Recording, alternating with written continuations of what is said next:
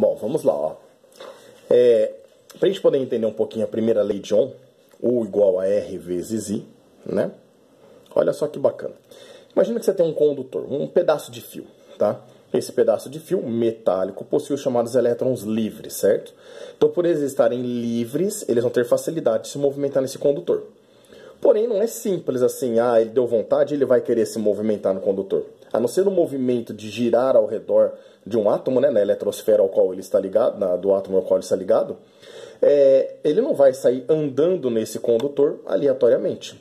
Ele precisa ter uma força para empurrar esse elétron, certo? Ele só vai se deslocar nesse condutor a partir do momento que aparece uma força para nós.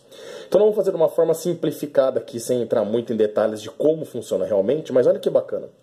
Se você tiver um condutor e você tiver um potencial elétrico, aquele que mede o volt, 110 volts, 220 volts, tá?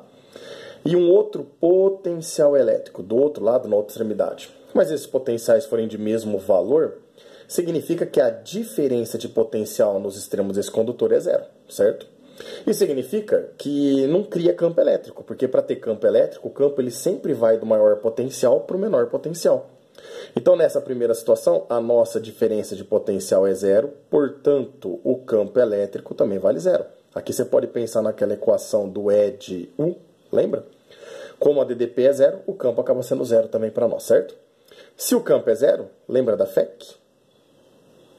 A carga do elétron está sujeita a um campo que é zero, portanto, a força também vale quanto? Vale zero. Esse elétron não se movimenta, certo? Agora, imagina de repente a gente aumentar o potencial elétrico de um lado. Então agora eu tenho um potencial maior e um potencial menor. Isso significa que do maior potencial para o menor potencial, nós vamos ter um campo elétrico sendo gerado nessa região. E agora o campo não vale mais zero, porque a diferença de potencial agora também não vale zero, certo? Isso significa que se eu tenho o campo, a carga do elétron inserida numa região que tem um campo elétrico, o que vai aparecer para nós? Uma força. E se nós lembrarmos, no elétron, a força é sempre de sentido contrário ao sentido do campo elétrico, certo? Mesma direção, porém sentido contrário. Então percebo que agora os elétrons passam a ter uma força, eles passam a se deslocar, a se movimentar nesse condutor. Quando eu tenho movimento orientado de carga elétrica, eu tenho o que nós chamamos de corrente elétrica, que a gente calcula pela média sempre, por isso que é chamada intensidade média de corrente elétrica.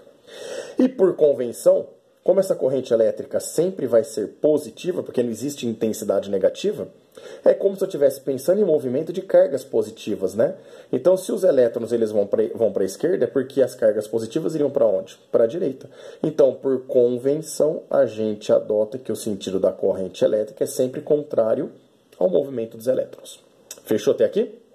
Agora, olha só.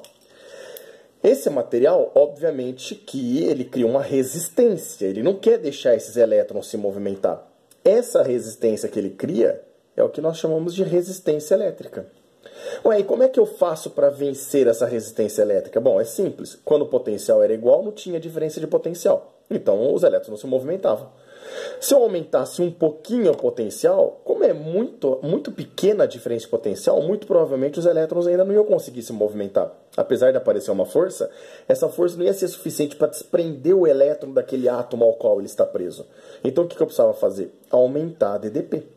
Se eu aumento a DDP, tendo uma DDP maior, eu consigo vencer aquela resistência, certo ou não? Pera lá, mas beleza, vencer a resistência, os elétrons se movimentam.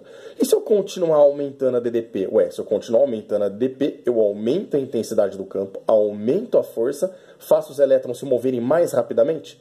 Se mover mais rápido significa ter um fluxo maior, a corrente acaba ficando maior.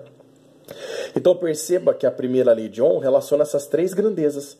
Como é que eu faço para ter corrente elétrica num condutor? Eu preciso criar uma DDP, uma diferença de potencial, que quanto maior, maior vai ser o fluxo de corrente. O que vai atrapalhar o movimento dessa corrente elétrica? A resistência, a dificuldade que ela cria. Ela é inversamente proporcional à corrente. Essa é a equação que relaciona aquele gráfico para você, né? Quando o resistor é ôhmico, U em função de I acaba dando uma relação constante para nós de resistência. Mas essa primeira lei de Ohm relaciona isso. a dificuldade que eu tenho de me locomover, então eu crio uma diferença de potencial que vai gerar um fluxo de corrente muito alto. Quanto maior a DDP, maior é a corrente. Clareou?